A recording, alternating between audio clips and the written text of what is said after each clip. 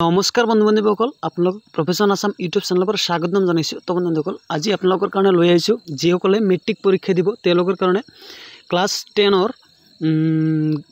গণিতৰ অনুশীলনী 1ৰ কিছুমান প্ৰশ্নৰ উত্তৰ গণিতৰ হয়। তো ইয়াত আছে প্ৰথম অনুশীলনী 1.1ৰ আছে ইউক্লিডৰ কলন বিধি ব্যৱহাৰ কৰি গসাগু উলিওৱা। তো ইয়াত তিনিটা কুৱেশ্যন আছে, যেনেকৈ 135 আৰু 225, 196 আৰু 382220 আৰু এটা আছে 867 আৰু 225। এই তিনিটাৰ গসাগু উলিয়াব দিছে। তো প্ৰথমটো আপোনালোকে চাওক, যেটো 1 নম্বৰ আছে 135 আৰু 225, এইটোৰ সমাধানটো আপোনালোকে চাওক।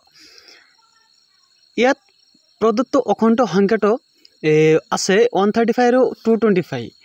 ঢাপ অনটো চাওক, যেহেতু 225 গ্ৰেটাৰ দেন 135, গতিকে ইউক্লিডৰ বিভাজন প্ৰমেয়িকা 225 আৰু 135ত প্ৰয়োগ কৰি আমি পাওঁ 225 ইকুৱেল টু 135 ইন্টু 1 প্লাছ 90। ঢাপটোত চাওক, যেহেতু ভাগশেষ 90 নট ইজিকেল টু 0, গতিকে 135 আৰু 90ত বিভাজন প্ৰমেয়িকা প্ৰয়োগ কৰি আমি পাওঁ 135 ইকুৱেল টু 90 ইন্টু 1 প্লাছ 45।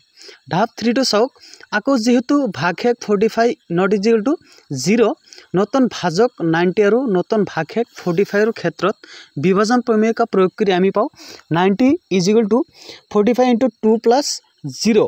এই পৰ্যায়ত ভাগশেষ শূন্য হৈছে, যেহেতু এই পৰ্যায়ত ভাজক 45, গতিকে 135 আৰু 225ৰ গসাগু হ'ল 45, গতিকে গসাগু 135 আৰু 225ৰ গসাগু 45।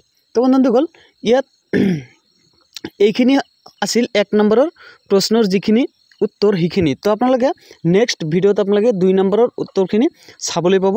আজিলৈকে মানে নেক্সট ভিডিঅ'ত আকৌ লগ পাম, চাই থাকিব। ধন্যবাদ।